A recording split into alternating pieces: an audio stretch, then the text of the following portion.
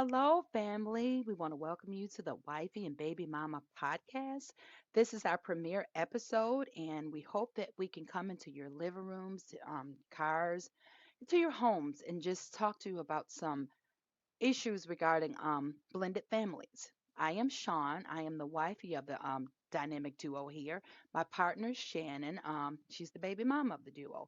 And we Hey, just wanted to, hey hey. girl, we just wanted to talk to you all about, like I said, issues with blended families or how blended families get along. We just found a topic that we thought would be helpful, instrumental to making blended families better, better, no drama. That's why we have the no drama. Shannon and I have been friends. We've known each other for over 20 years and we never had static, because we choose to do this for our children. It was a choice we made. It had nothing to do with the common denominator that we do share, which is our children's father. And that's actually the title of our first show tonight. Common denominator. So, in this episode, we're going to talk about how we both met him, our experiences with him, and how we came to know each other and get along, and how it's just been flowing. We know that there are a million podcasts, reality shows, TV shows in this day and age. So, hopefully, you don't look at it as, oh, it's just another podcast. We hope that this is instrumental in bringing families together. And again, if you are together, then great, keeping it together. We're going to have red line segments every day, which will discuss issues. I'm sorry, every show, every week, we'll have a red line segment that will discuss the issues and problems you may be having, or you write in to share your stories about how you guys get along, how your blended family works. And each um each month we're going to have a red line winner of the wife WBM red line winner of every once a month, Shannon. Yes, it is once a month. We will And choose a what winner will they win? and they will win a $100 gift card if we Yay. choose their submission. Yes, you will get that $100 gift card if we choose your submission to read on our podcast. Right. Yes. So that's something that we'll have, and we'll also have a segment called the fictional family I'm feeling. I'll be responsible for reading the red lines, and we'll be debating those, or we'll switch, and Shannon will do the fictional family I'm feeling. Or like I Yes. said, we'll switch out each week depending on how how each mama was ran, how the week goes. But anyways, we hope that you Exactly. enjoy. We're gonna jump into this thing and get started. And like I said, my name is Sean, and I'm the wifey of the duo. The first show is going to be the common denominator. I am just a strong black working mom and woman, and Shannon and I decided to do Yay. this thing. And also the author of a Yeah. book titled "A Love the World Should Know" that will be on Amazon on next month. And I have a web page. It'll be Yeah. www.yvettegaines.com. So I hope you guys will support Yay! me and get to know us as we come into your homes. Shannon, do you want to tell us a little bit about yourself, baby mama? Oh, sure. Yeah, I'm just baby mama. I'm here for the ride. I'm ready to, try to, just let people understand how we work. And a lot of folks won't identify, I'm sure, because Sean and I are unique in the sense that we have gotten along so well. And people may say, "What's your secret sauce? What is this or whatever?" I don't know. Maybe we'll figure it out as we're talking. Why it worked so organically for us, because it did. We didn't have to sit down and go through things, and I know a lot of other families do. So if whatever we say during this podcast and as we talk about blended families, not even just about Sean and I, because this podcast isn't really just about the two of us. We want to make it clearly about, blended families across, the world The even. I world, was going to say the absolutely. US. That's Yeah. right, the world. So that's where we are. Okay, well, Shannon, And how I'm did so you meet proud the of common Sean and denominator? her book. And I'm so proud of you and your ideal and this thing we're putting out to the world. Shannon is the brains behind the operation, so her saying she's here from the ride is a total, I am here for yeah, it's just totally her being shy. I But know. Shannon, you were first. You're the first in the picture, so let's hear about how Yeah. you met the common denominator. Okay. So the common denominator, Take us who I back. will call Buddy, I will take you back. And I call him Buddy or Buddy. And if you don't know what that means, you better ask Music Soul Child. He will be happy to share what that means. And for those of you who know, you know. Anyway, 1986, just graduated from high school. I'm living in the South, had moved here from the Dakotas to be with my father and family. My parents were, of course, were divorced and separated or whatever. So anyway, came to the South, graduated from high school here. Naive Dakota Prairie chick. I didn't know much about nothing. So we're out in a parking lot of one of the popular clubs in North Carolina at the time. Um, and if anyone can remember back in those days, you just cruise the parking lot because we weren't old enough to get in the club. Obviously, we Parking lot weren't 20 pimping. 20 parking lot pimping. You got Parking that lot right. pimping. Right, because we could not get in. So we just ride and you cruise the parking lot looking for guys, guys looking for girls. That's what you did. That's And it. so I'm in my car. I drove some big black Oldsmobile something. I'm sure my best friend can remind me of what it was. I didn't care because I never drove it anyway. My best friend always drove my car or my cousin, somebody. I never did. But so it was three of us, me, my best friend, my cousin. We're all sitting in the front seat because back in those days, the front seat was one long row, and I'm in the middle. In the And church we're pew. rolling through the parking in the church pew. I'm in the middle of the church pew as we're rolling through the Rolling through the the parking parking lot of the club. with the windows down because it's summer, it's June, just graduated, 17 years old. And I hear yo, yo, yo, yo, yo, or we all hear yo, yo, yo. And so my best friend stops the car. We're approached by two guys, one who is Buddy. Buddy approaches us and he starts asking questions of all three of us. Now, mind you, I'm not competitive, so I'm really not trying, and maybe that was the thing because I was kind of like indifferent. I don't know, but um, I did notice his eyes. Everyone that meets Buddy notice his Notice eyes, so his I'm like, eyes. Hmm. "Ooh, what nice eyes." So Hmm. anyway, and then after he talks to all three of us, he ends up asking me for my number. And I'm like, "Whoa, yes, yes, I won. I won You won the the parking lot lottery. yes, I won the lottery, parking lot lottery." So after a few days, he comes to pick me up to go out, and he's in this raggedy, like 1970s Dodge Charger. I'm like, good thing you got pretty eyes. This little raggedy car right here. But I get in the car, and once again, it's the whole one row front seat. And we didn't wear seat belts back then. And so I'm sliding and slamming into him, slamming in the door because anyone that knows Buddy knows he's a crazy driver. This dude drives like a bat out of hell. I don't know. I don't know. I don't even know where that phrase come from. A bat out of hell. He drives To like this anybody out of day. hell. It It could probably be came from anybody out of him. hell. It probably came from him. Right, anybody coming out of hell gonna try like Buddy. But anyway, I'm slamming into him, slamming into the door, slamming into him. Um, and this, of course, reminds me of another situation where we were out on a double date after this first date. We were on a double date with a friend of mine, a friend of mine, and his cousin. I think it was his cousin, if I remember correctly.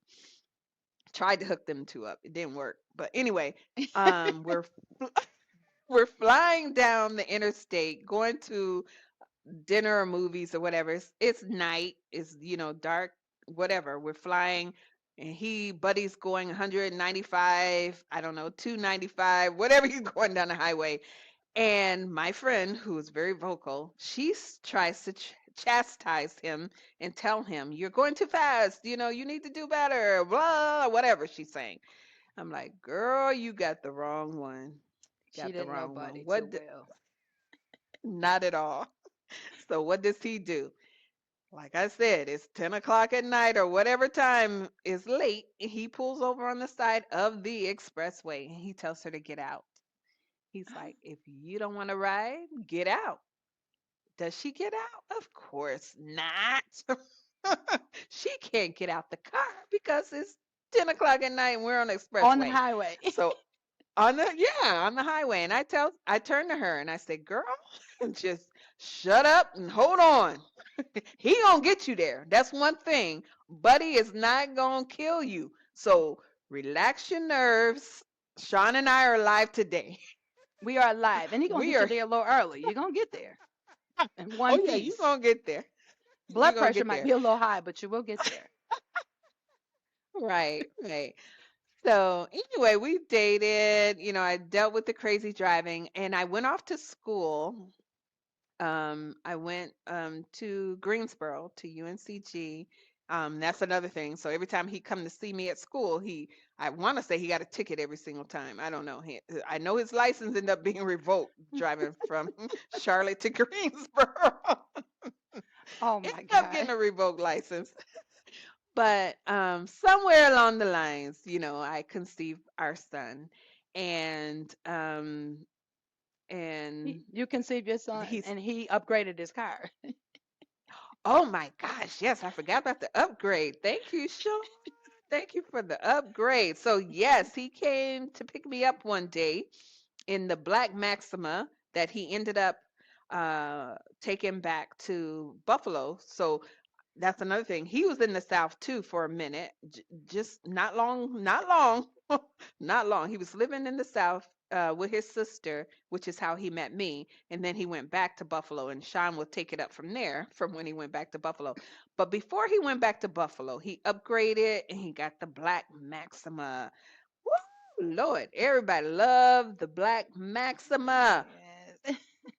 But, I got to put that but in there. The front plate on the Maxima say yo bitch. Yo, bitch. Yo bitch. It's a young 17-year-old girl. What's wrong with That's the Negro you want pulling up in your driveway, right? At 17. that? Exactly. That's the Negro you want in your life right there. Yes, But yo bitch. but right now, if he pulled up to either one of our house, he would politely be asked if you don't get out my yard. Oh my gosh. Oh yeah. I'll be like, if Negro, if you don't get out of my driveway, I You don't live and you care. learn, I huh? don't care. I don't care what you're driving. I don't care if you're driving a Tesla.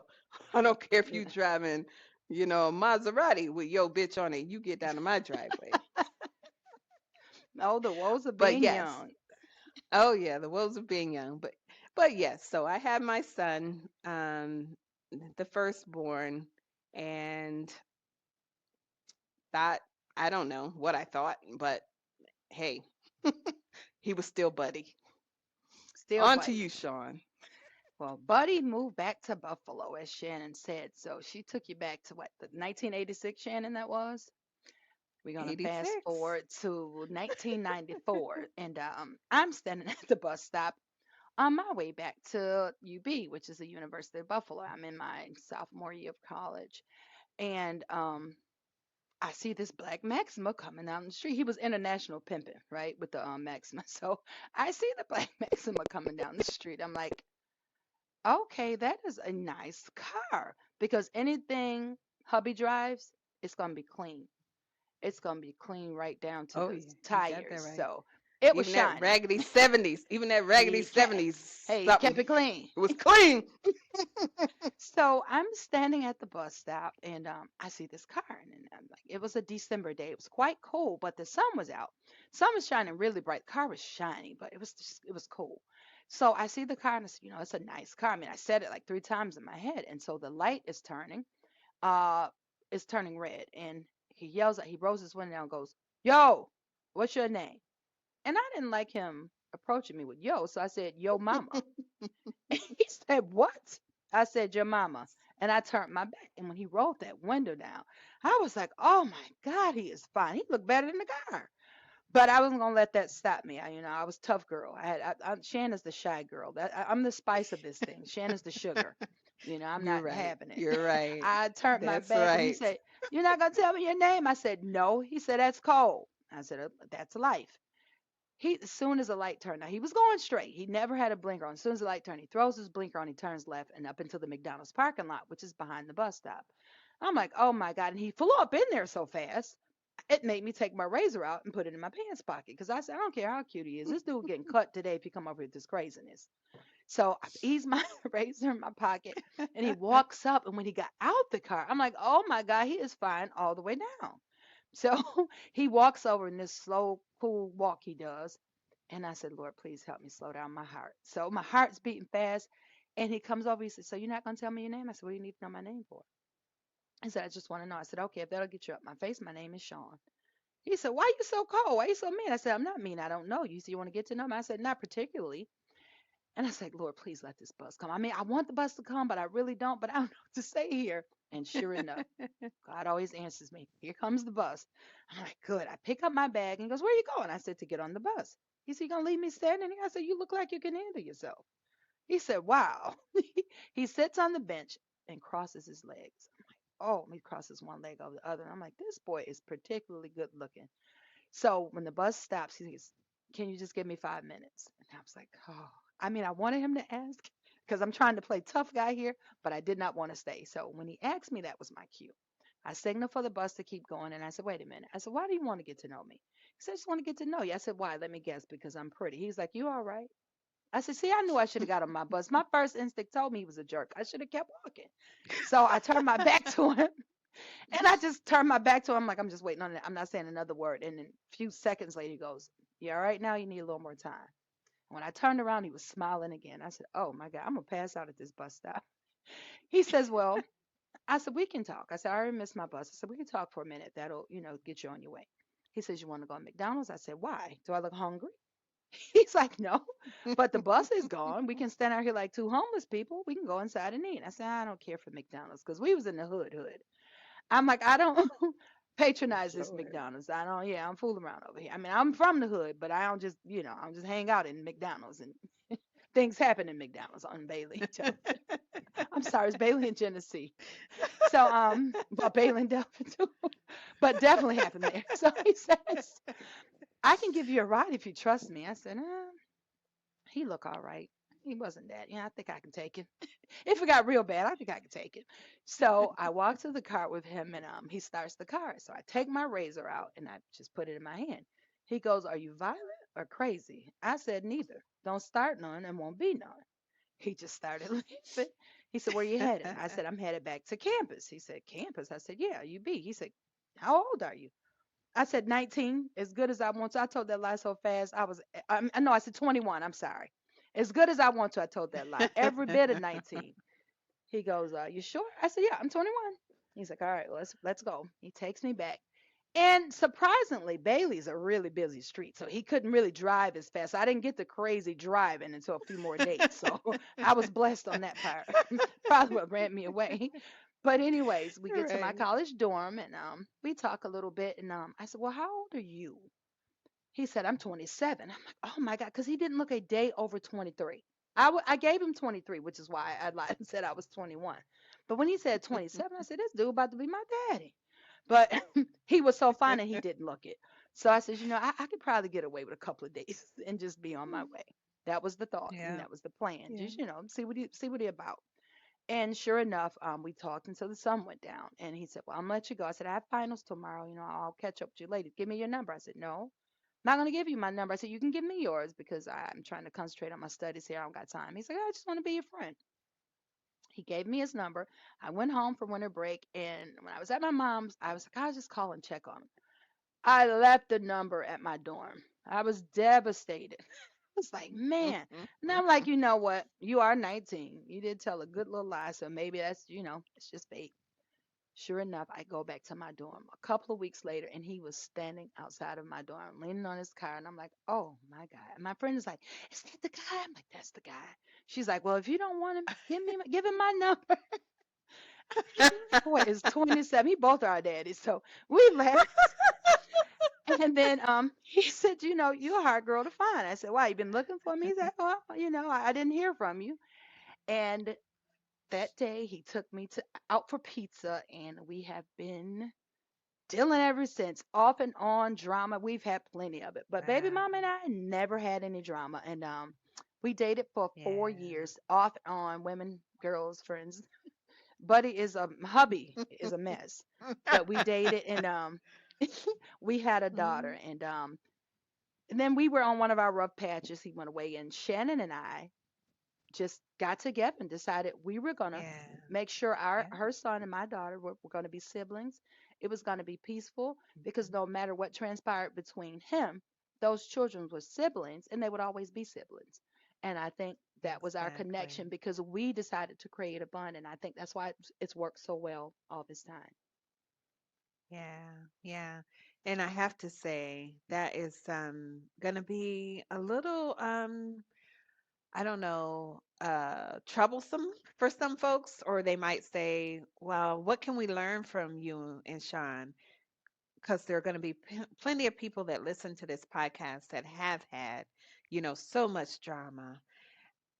And yes, we have gotten along, but I think our experiences, even outside, Sean will be able to talk to you about other experiences she's had, and I'll be able to talk to you about other experiences I've had outside of Absolutely. being Sean that, still kind of play into the blended family because we've been attacked from all different sides. Oh, Um, girl. you know, but for the grace of God, we We are always here. got We along. Yeah.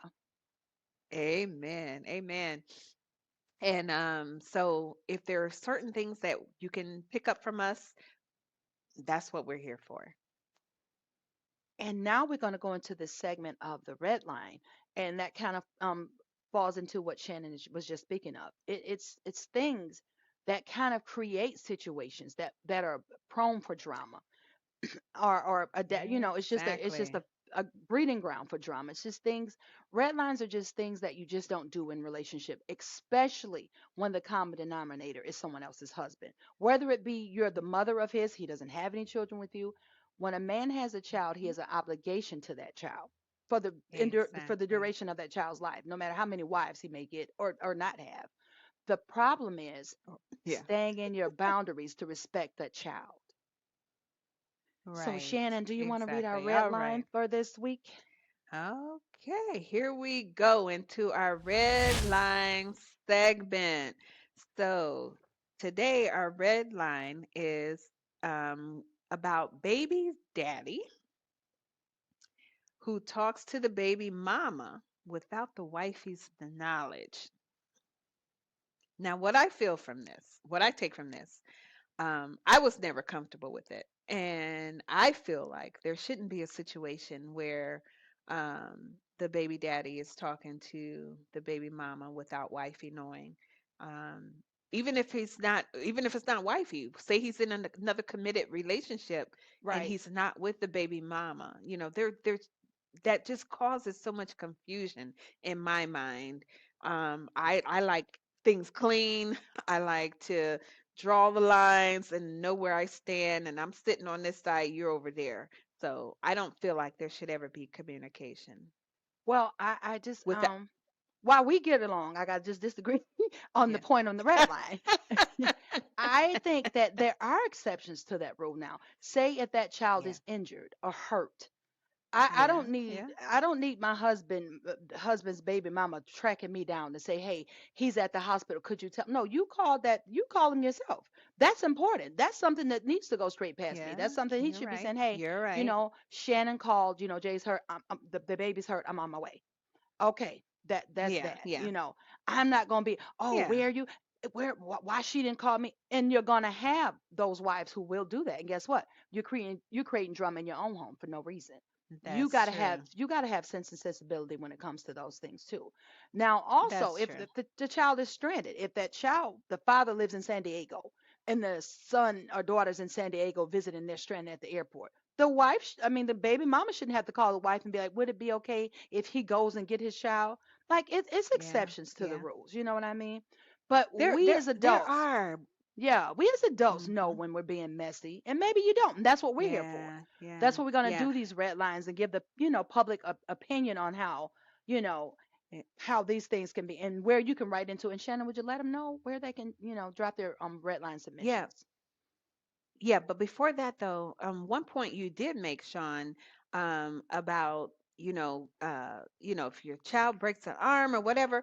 Yes, I'm totally on board with you that Right. they there should be some exceptions. There you However, go. if it's already messy though, what if you're already in a truly toxic blended relationship? How would you deal with that? If you and I are going at it, Sean and Shannon, and I'm calling Buddy for something, even though the child might be hurt, but I still feel like if it sounds like stirring the pot. What do you think? When it comes to a child, there is no pot. That child, if Okay, you, okay, if as adults, if we keep always remember that that child comes first, it's up for hmm the father to decipher and right. say, okay, he broke his arm, thank you for calling me. Ah, You don't need to call him every okay, 5 minutes with he got an update. Let the father go to the hospital. Oh, or now they're home. Oh, he's sleeping now. And then 10 minutes later, oh, he woke up and got juice and got ice. Now you're making a serious situation messy. So you got to right, draw right. the line on what it is, because a child is always that's the Exactly. first and foremost factor, especially a Yep, minor yep. child. Yeah, So yeah, that's what I think about. yeah. No matter if it's toxic or not, Okay. that child is still his child, Right. or vice I like what versa. you said when you said, yeah, I like what you said when you said the father. It's like that common denominator has to kind of keep the peace. It shouldn't be Absolutely. on Sean and Shannon, Absolutely.